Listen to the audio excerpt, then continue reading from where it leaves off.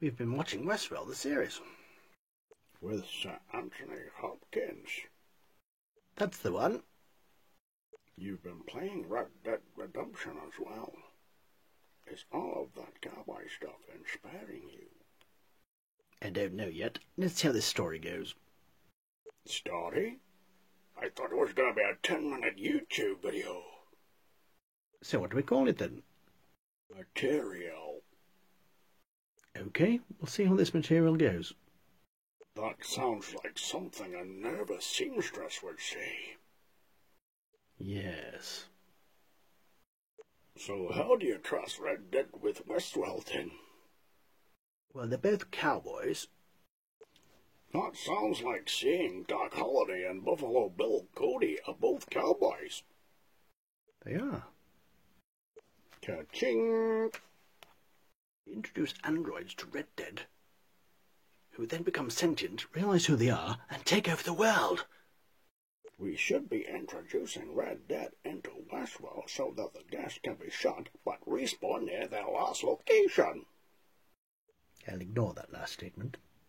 Something they both have in common is that they reset the storylines that can need to be played again. Well, ye cannae truly produce an open-ended world without some constraints. It's a role-playing trope as well. That sounds like a Yorkshireman said, role-playing with trope. There should be an option of making them both more steampunk. Steampunk android cowboys who respawn locally.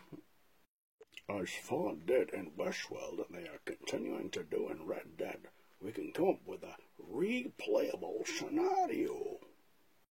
A funny one. Of course. Picture this. Description to be inserted. What do you mean, description to be inserted? I haven't thought about it yet. Well, think about it and describe the description. All right then, Clever Clogs, you describe something.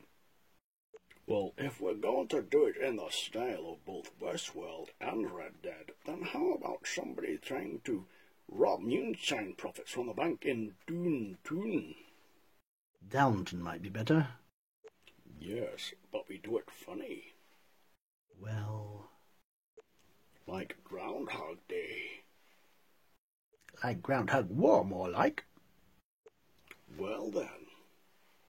Picture this then, a dry, dusty day. A wooden town bustling with people.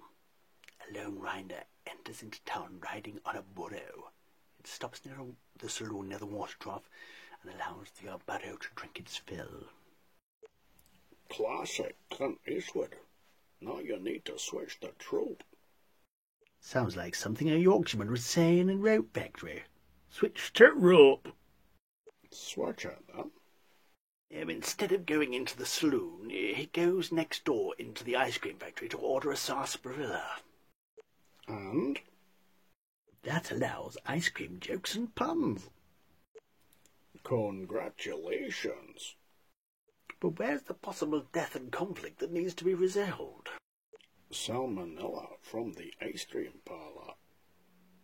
Now, it should be something like in Westworld, where a gang rides into town and starts shooting people. Name of the gang? The Billy the Kids? The Sarsaparilla Gang? Not menacing enough. It should be something like the Domino Gang. Very menacing. They could all wear black neckerchiefs with white polka dots. We could change it to polka dots. For what reason? Sounds the same. People are not going to be able to hear the difference in spelling. So it was better as a written joke then. Just carry on. The Domino Gang rides into Downton with their natty neckerchiefs. They could ride into Downton. What would Al Grantham say about that? He has enough trouble with Mr. Bates, and it is slightly the wrong time frame. So, do you think the Domino Gang should be delivering pizzas? How threatening is that? Delivering pizzas with menaces. They won't get any tips. Delivering exploding pizzas. Who wants that? This is Guy Fawkes Night in the UK or the 4th of July in America, and who wants to be covered in pepperoni pieces or pineapple? Great visual comedy, though, like exploding cigars. That's not menacing enough. Maybe they should have a cart with a machine gun on the back, so that they can rob the army's raiders coming to town. North or south? I'm from the south and you're from the north. So I would be a Union soldier and you'd be a Confederate. We could try and explain the Kemmalt plantation Confederate lost gold conspiracy. What happened there, then? 100,000 gold was going to be returned to the French government, who had loaned it to the Confederate captain, Parker. He was taking 2 loads of gold to Savannah. However, Union soldiers are in the area, and the gold was disposed of in some way. Some say the gold is buried there. Sometimes after a rainstorm, gold coins turn up along the road near the plantation. Aliens? They don't exist. Time travelers? I'm sure that as time police we would know about it, or at least could find out about it. Giants? Surely not in Georgia, and not living ones anyway. Why don't we just travel back there and find out? Because even if we know about it, that does not help us design a scenario for our Red Dead Westworld thingy. I'm bored now. Let's finish. Where are you going?